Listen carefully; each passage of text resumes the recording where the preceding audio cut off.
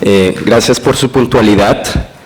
Mucho gusto, mi nombre es Mario Hurtado, soy colombiano, pero tengo la fortuna ya hace 8 años de vivir en México y de poder construir ahí con las organizaciones sociales, con distintos procesos, con distintas instancias, tanto gubernamentales, organizaciones de derechos humanos, agencias, y básicamente vengo a compartirles un poco de la experiencia y de la construcción colectiva que durante bastantes años hemos hecho no solo en México, sino también a nivel regional.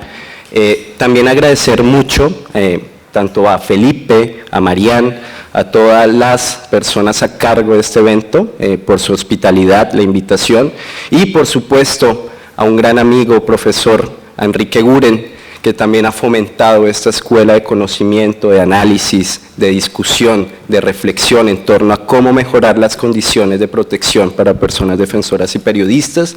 Entonces agradezco mucho este espacio y esta oportunidad de conocerles. Vengo del espacio SC, contarles muy brevemente. El espacio SC es una articulación conformada actualmente por 14 organizaciones, tanto nacionales e internacionales, que desde más de 10 años hemos venido impulsando, monitoreando, creando nuevas formas de relacionarnos, ¿no?, en ese ámbito de la acción política, acción pública, y eso nos ha dado bastante experiencias, aprendizajes, retos, desafíos, y eso es lo que me gustaría compartirles el día de hoy. Para entrar en materia, sí me parece fundamental enmarcar lo que vivimos actualmente, una crisis civilizatoria, donde es necesario ante problemas complejos encontrar respuestas complejas. En consecuencia, ante esa crisis no hay que verlo como algo negativo, sino también como la posibilidad de crear algo distinto. Y en ese sentido es que empezamos a generar este diálogo y esa construcción desde hace mucho tiempo. Hay que pasar de un enfoque, ¿no?, racionalista, lineal, positivista, que poco nos ha dejado y que también explica gran parte de esta crisis que vivimos hoy, para pasar a una forma de pensar distinta que nos permita generar un nuevo paradigma, ¿no?, en términos también de la acción política, de la acción pública, pero también del entendimiento con las cosas, ¿no? En ese sentido, voy a guiar mi presentación en 3 puntos muy concretos. He llamado esta breve presentación como una mirada desde la complejidad de las políticas públicas. Me gustaría abordarlo muy concretamente en 3 temas muy específicos. ¿Cuál es el enfoque de la complejidad en las políticas públicas? Porque hablar de la complejidad como un nuevo enfoque, paradigma, no solo de las ciencias sociales, sino también desde el activismo, desde la interpretación de la realidad y la construcción de propuestas. Para posteriormente también decirles qué hemos aprendido de ese análisis desde la complejidad, qué herramientas nos ha dejado, qué retos también eso nos presenta para nuestro actuar en la incidencia política.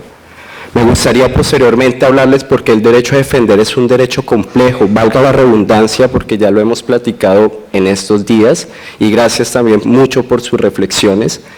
Y posteriormente me gustaría compartirles ya algunas propuestas, no me gustaría solo quedarme en los qué, sino también cómo poder pensar los cómo, que es lo más importante. Creo que hay que pasar de esa razón instrumental a una razón mucho más práctica, de pasar de la descripción a los qué, a los cómo deben ser las cosas. En ese sentido, para empezar, creo que el abordaje, ¿no?, desde un enfoque de la complejidad de las políticas públicas, aparte de que nos ayuda a romper esa visión lineal, determinista, racionalista, que poco nos ha dejado, como decía al inicio, a pasar a analizar realmente desde los actores. ¿Qué actores están en disputa? ¿Cuáles intereses están en juego? ¿Cómo interactúan estos actores, tanto legales e ilegales? ¿Cómo generar un diálogo, una dinámica, un entendimiento alrededor de los poderes fácticos, que muchos de ustedes también ya lo han colocado sobre la mesa? ¿Cómo poder generar una mejor ruta de protección frente a estos poderes tan asimétricos que a veces son bastante complejos? También este enfoque desde la complejidad, que es ver mucho más, ¿no?, el todo dividido en partes, ¿no?, desde sus interacciones, su interconectividad, cómo se relaciona esos actores, a través de marcos, ¿no? Hay leyes, hay programas, hay acuerdos, pero también hay acuerdos o formatos que pasan más allá, ¿no? Esa arena política informal donde se mueven, donde se toman decisiones, y que eso es muy fundamental a la hora del análisis de la política pública. Más allá del cuerpo normativo, sino también cómo las instancias aplican esos marcos normativos, cómo los adaptan dentro de sus programas y cómo también los aplican de una forma que pueda ser o no positiva, pero es muy importante considerarlo a la hora. Cómo poder evaluar también esas disputas de poder, cómo quitarnos y rompernos esa idea imaginaria del Estado homogéneo, cómo poder dividir y desfragmentar ese Estado, cómo poder romperlo e interpretarlo de otra forma. Desde quienes interactúan, que valga la redundancia, son personas como todos y todas, que sienten, que piensan y que tienen una formación, una construcción. Cómo poder pensar y ir ganando campo y ver la política pública como un medio y no como un fin. Es decir, eso se rodea y se acompaña de múltiples estrategias. No puede ser la única, ni tampoco digo que sea la más efectiva, es una de muchas. Ustedes ya dijeron, no, hay que volver a las calles, hay que tomar los espacios cívicos que cada vez son más reducidos, pero que ese enfoque desde una multidisciplinariedad y desde muchas aristas, cómo poder abordar esos problemas tan complejos con multiplicidad de estrategias, donde esta debe ser una, ¿no? Y que eso no invalida la acción en la calle. Esta complementa la acción en la calle. En ese sentido es muy importante ver la política pública, quitarnos ese mecanismo que nos dieron, ¿no? Ese racionalismo, de esa decisión racional, lineal de la política pública, y entenderlo como un proceso cíclico, no lineal, yo diría más bien espiral, donde se conecta de múltiples formas, ¿no? Romper esa visión que nos enseñaron clásica de la política pública, de las agendas, del problema, de los temas, de los resultados, y verlo como un todo, es decir, como un proceso permanente dialógico que se comunica. Y eso es lo que nos permite también ese enfoque, abordarlo desde la complejidad del todo, pero desfragmentado en partes. Y eso nos posibilita tener una mayor capacidad de análisis, una mayor capacidad de intervención como actores sociales y, como decía anteriormente, desfragmentarlo, ¿no? Para entender el todo por partes. Y eso es muy fundamental.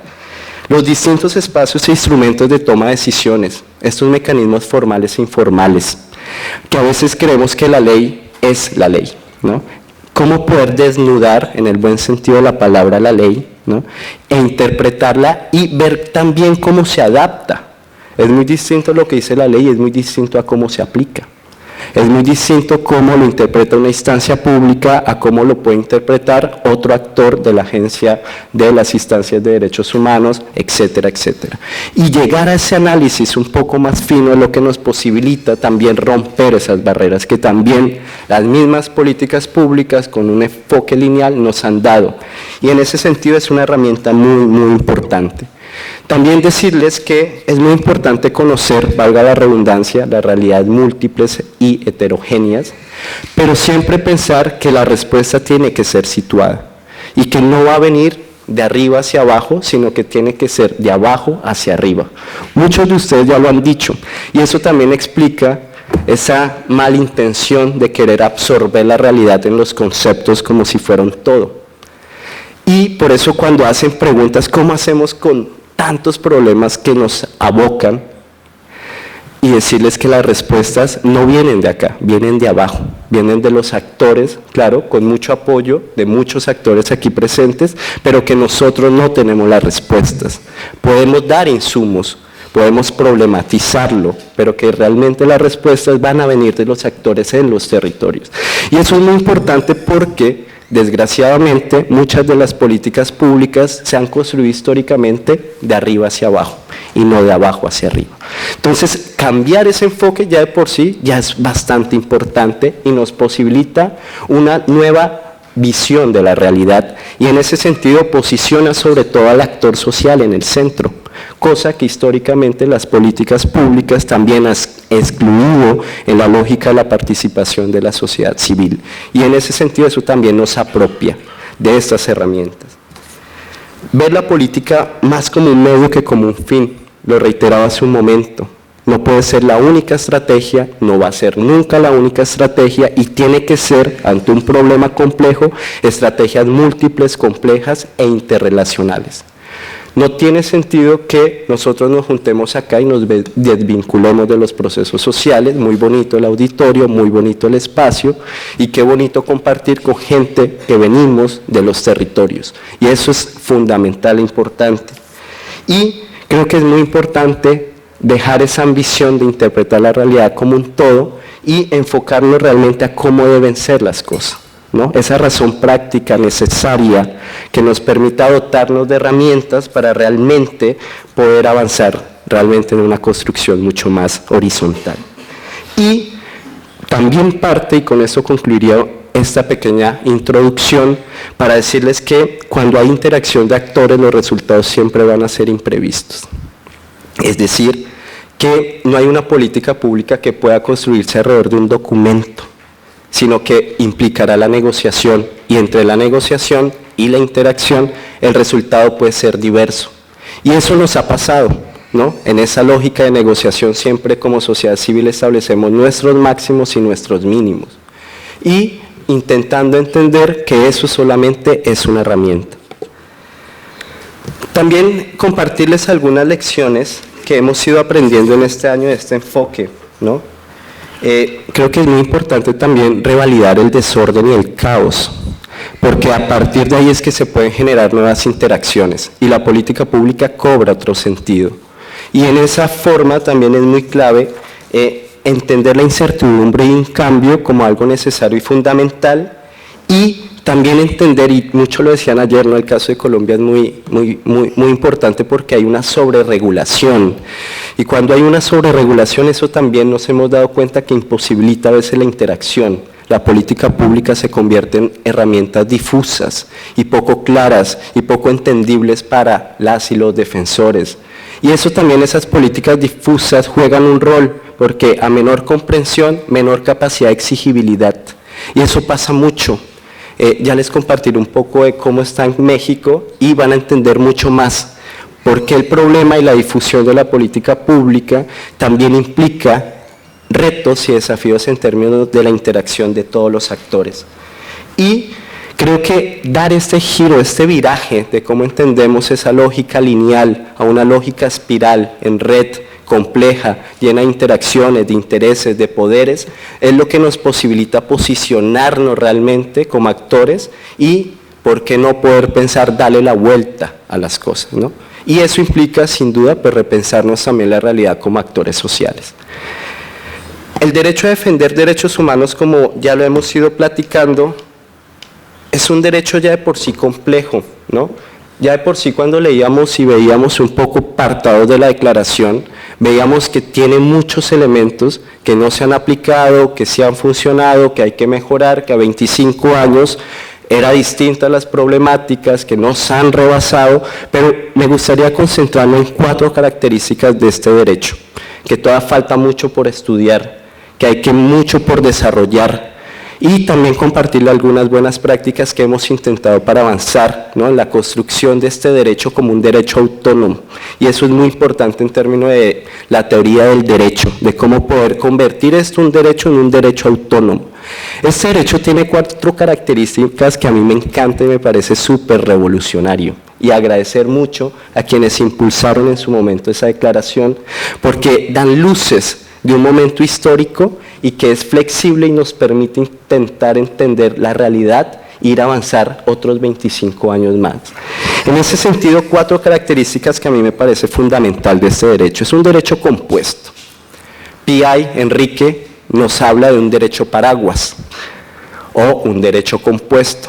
¿Por qué es compuesto? Y ya lo veíamos, porque el derecho a defender es el núcleo esencial, pero ahí se desprenden otra ramificación de otros derechos. El derecho a la protesta, el derecho al acceso a la justicia, el derecho a presentar quejas, demandas ante instancias judiciales, órganos internacionales, recibir fondos, etcétera, etcétera, ¿no? Ustedes ya conocen más la declaración. Y, es decir, se compone de una serie de derechos y eso es muy importante para el diseño de políticas públicas.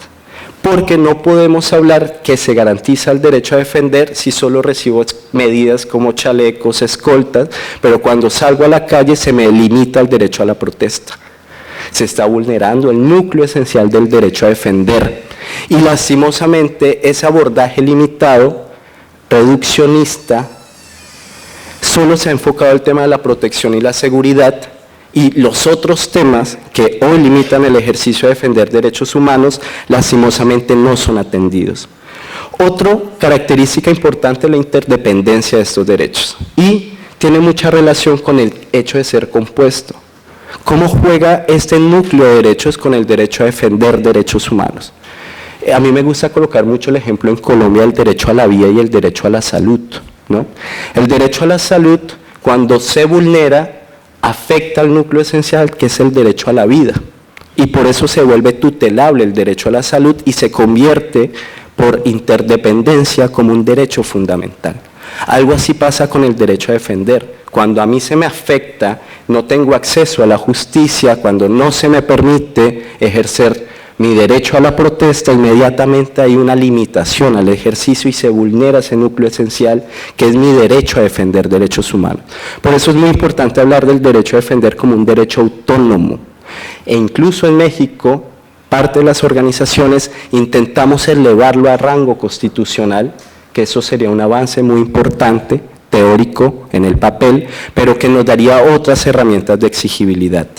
Es un derecho complejo, valga la redundancia, porque implica la interacción de muchos actores, ¿no? Desde actores públicos, privados, empresas, actores con diversidad de intereses, personas defensoras, agencias, centros de estudio, juega una gran relación, ¿no? Y también a nivel del Estado, a cada quien le toca hacer cosas distintas, ¿no?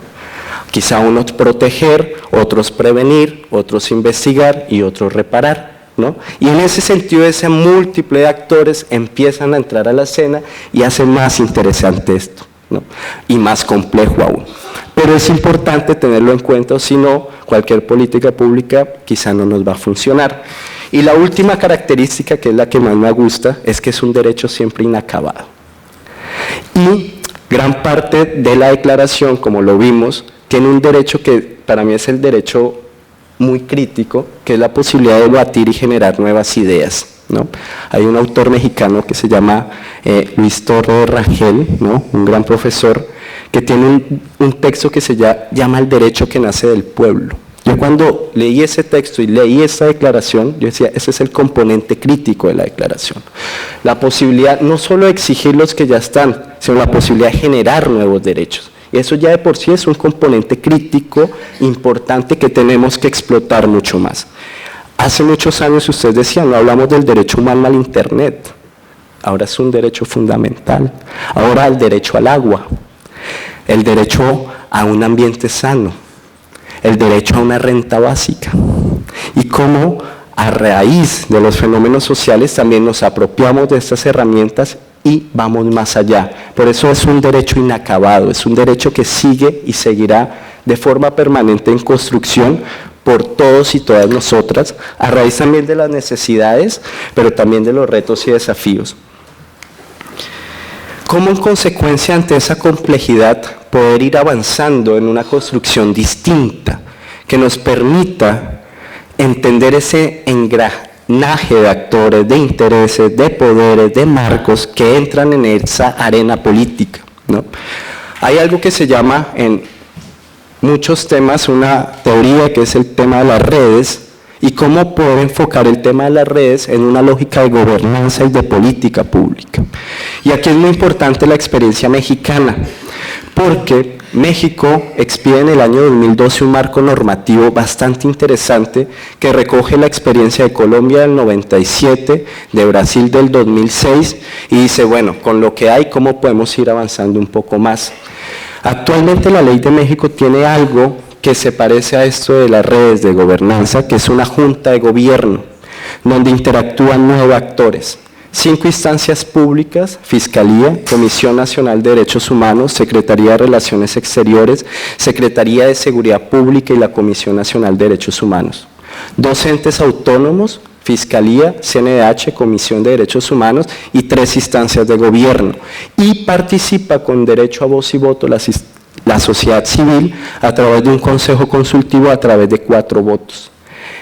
Imaginemos una mesa tabla donde estos 5 actores de gobierno, autónomos 2, y estos 4 actores de la sociedad civil negociando, interactuando a través de un marco formal y de marcos informales que se han ido generando, dinámicas propias de la interacción humana.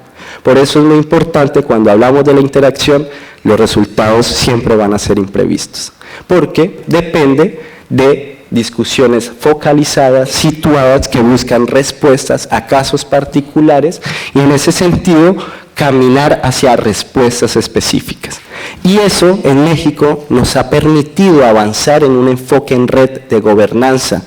No estoy diciendo que sea la panacea, estoy diciendo que es un avance y que presenta retos, muchos retos, pero en lógica de construcción es un avance importante, que si uno va a Colombia, la participación de la sociedad civil es muy limitada.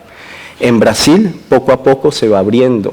Otros mecanismos han logrado ya posteriormente copiar un poco este modelo mexicano, sin embargo, todavía presenta muchos retos y desafíos, y hay un constante reducción del espacio cívico, y es decir, son espacios que hay que seguir luchando, no son espacios ganados.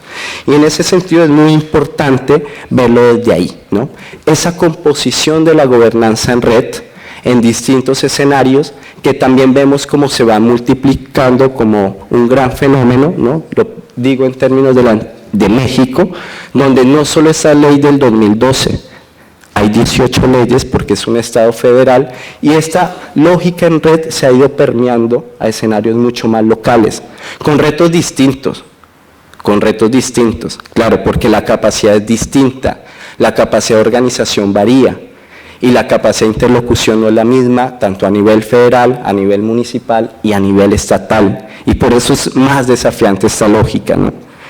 ¿Qué estamos promoviendo? Ustedes también pueden tomar, y ya con esto voy a ir cerrando un poco, en la entrada una publicación que se llama Puntos Prioritarios, la pueden tomar, descargar, la podemos seguir discutiendo y construyendo colectivamente, les invito a ello, pero básicamente cómo poder dar un giro a lo que ustedes decían, ¿no? Esa visión reactiva y posviolatoria, porque actúas cuando se presenta la violación y de forma reactiva, a un enfoque mucho más amplio de lo que incluso Tania, la compañera de la CIDH, nos decía, y muchos de ustedes, de avanzar una política pública integral. Y para eso yo no descubriría el hilo negro, sino volveríamos al inicio. ¿Cuáles son las obligaciones del Estado en materia de derechos humanos? Y básicamente volver a lo básico. Son 4. Prevenir, proteger, investigar y reparar. Hoy en día las políticas actuales, con muchas limitaciones, algunas con otros avances en algunos países de la región, han desarrollado más el punto 3, que es el derecho un poco a la protección y a la seguridad, y han dejado en deuda y en pendiente sus otras 3 obligaciones, no menos importantes, sino que es mucho más fácil resolver quizá, o pensar resolver el punto 3, porque es dar dinero, crear un programa, dar medidas, pero desarrollar los otros 3 criterios es realmente la voluntad política. Cómo prevenir, cómo investigar y cómo reparar. En la publicación que ustedes van a encontrar, van a ver una propuesta muy concreta de política pública que hemos ya ido construyendo con el paso de los años y que sigue en construcción. ¿Cómo? ¿Con quiénes? Con los actores situados, no viendo esa propuesta como una propuesta universal que pueda ser copy-paste, no, que pueda orientar, que pueda permitir líneas de acción, sí, y que pueda ser flexible y que se pueda adaptar conforme a los escenarios situados. Es un reto, implica mucho diálogo, implica mucho consenso, implica mucha interacción con múltiples actores. Y en ese sentido, caminar hacia una propuesta mucho más compleja y robusta es lo que nosotros hemos llamado como una política pública integral, donde las instancias en materia de prevención, por ejemplo, no solo reconozcan la labor, también generen bases de datos de monitoreo para alertas tempranas, generen campañas de reconocimiento, generen marcos normativos idóneos para su desarrollo de un entorno seguro, pero también que hayan investigaciones diligentes, exhaustivas y expeditas, que se investiguen, ¿no?, muchos de esos actores y perpetradores. Gran reto, porque muchas de las instancias que investigan sí están cooptadas y cada vez más lastimosamente, ¿no? Y eso implica un reto. Y ni se hable de la reparación, porque sin justicia no hay reparación. Y eso lo dicen las víctimas. A mí no me repares si no me das justicia. Claro, podemos hablar de qué justicia. Esa es otra discusión y es otra conferencia. Pero en ese sentido sí es muy importante avanzar en un abordaje mucho más amplio. Y si sabemos esto, es mucho más fácil exigir. Y eso es lo que se ha generado en México, una gran masa crítica, exigiendo, apropiándose de estas herramientas para intentar revertir la violencia, que cada vez es más compleja.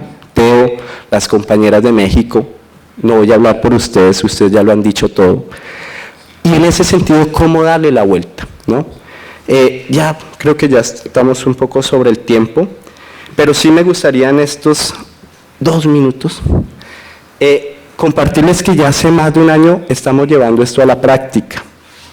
Tenemos ya un grupo de trabajo donde sentamos como sociedad civil a todas las instancias de gobierno, en conjunto con la Oficina de Naciones Unidas de México, con las instancias que les mencioné que conforman la Junta de Gobierno, y ya vamos a cumplir un año de aprendizajes.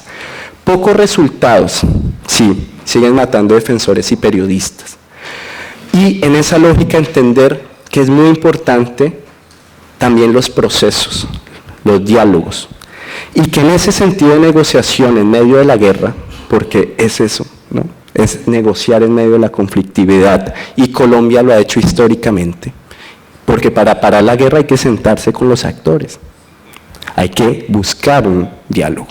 Y en ese sentido estamos, y actualmente hay un diálogo así similar. Esta es una lógica sistémica en red, lo podemos graficar más, desahogar más, pero algo así nos vemos, ¿no? Esas son las interacciones, unas más rojas, otras más claras, unas más complejos, unas más anchas, unas más delgadas, ¿no?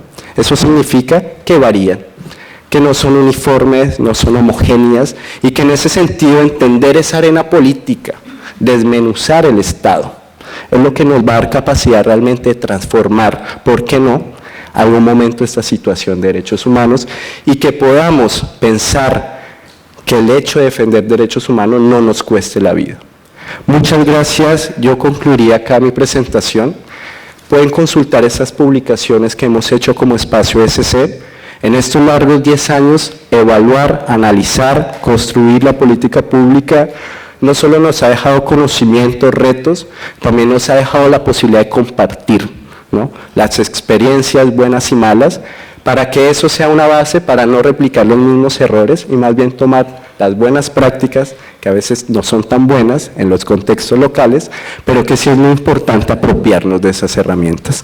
Eso sería todo de mi parte, compartirles una foto de las y los colegas que hoy no están, pero eso es una construcción colectiva de muchos años, de muchos actores, que cada vez intentamos juntar más masa crítica, pero pues yo no vengo a hablar por mí, yo vengo a hablar por un colectivo al que represento en esta ocasión, y que sin estas mentes esto no funcionaría, incluyendo muchas otras que están en otros escenarios, y eso sería todo.